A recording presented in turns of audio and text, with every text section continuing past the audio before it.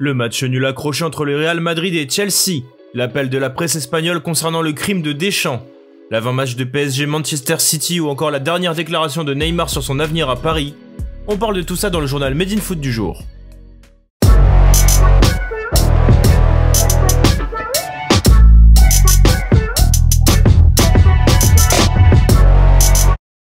Sous une pluie dantesque, le Real Madrid a accueilli Chelsea dans son centre d'entraînement ce mardi pour la demi-finale allée de la Ligue des Champions.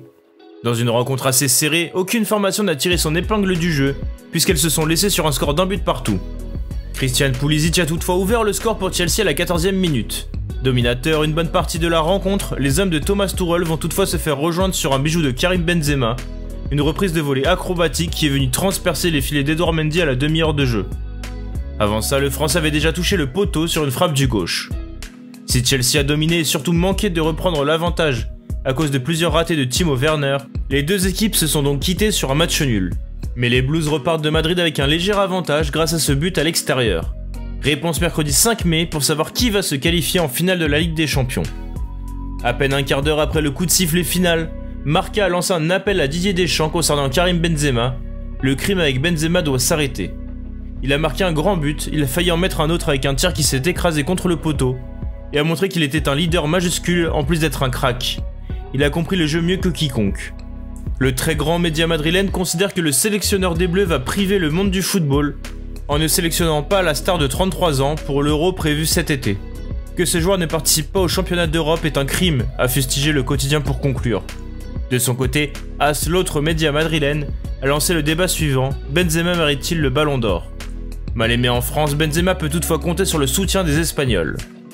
De son côté, le Paris Saint-Germain se prépare à disputer sa deuxième demi-finale consécutive de Ligue des Champions. Après avoir essuyé beaucoup d'échecs les années précédentes, les Parisiens ont vaincu leur mauvais karma et comptent bien atteindre une deuxième finale avec la victoire à la clé. Le parcours cette saison est incroyable car après avoir éliminé le Barça en 8ème et le Bayern en quart, le PSG doit affronter Manchester City. Pour la manche allée, les deux équipes se retrouvent au Parc des Princes avec des groupes au complet, tant mieux pour le spectacle. Côté parisien, Marquinhos va faire son retour dans le 11 de départ, après avoir manqué quelques semaines de compétition. Le défenseur brésilien et capitaine sera associé à Presnel Kimpembe dans l'axe, pour garder les cages de Keylor Navas. À droite, Alessandro Florenzi pourrait être préféré à Kolan Dagba, tandis qu'Abdou Diallo tiendra son rang de l'autre côté. Au milieu, Leandro Paredes et Idrissa Gueye seront les premiers relayeurs, avec Marco Verratti en 10. Enfin, Mauricio Pochettino va évidemment miser sur son trio d'attaque de feu Di Maria, Neymar et Mbappé, qui évoluera en pointe. Le Français aura la lourde tâche de prendre la profondeur pour apporter le danger sur la défense des Mancuniens. En face, Pep Guardiola a aussi l'intégralité de son groupe à sa disposition, y compris Kevin De Bruyne et Sergio Agüero, un temps incertain. L'attaquant argentin devrait toutefois débuter sur le banc des remplaçants. Le 11 probable n'est pas surprenant pour City puisque l'on va retrouver Ederson dans les cages, derrière la défense Diaz-Stones. Dans les couloirs, Joao Cancelo à gauche et Kyle Walker à droite apporteront le surnombre en phase offensive.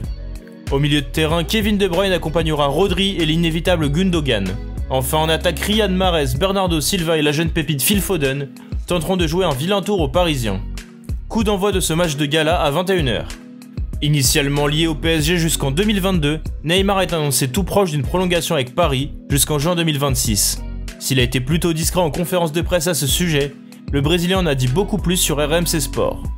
On est en discussion avec Paris, rien ne presse, tout est presque réglé, je me sens très heureux ici au PSG.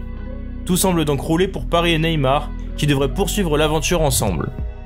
Pour conclure ce JT, on passe à la Ligue 1. Va-t-on assister au retour d'une Ligue 1 à 18 équipes?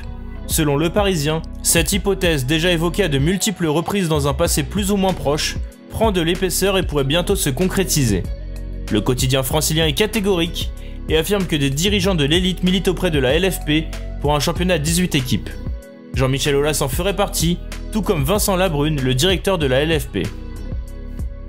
Merci à tous de nous avoir suivis, n'hésitez pas à liker, commenter, partager cette vidéo et à bientôt pour un nouveau JT.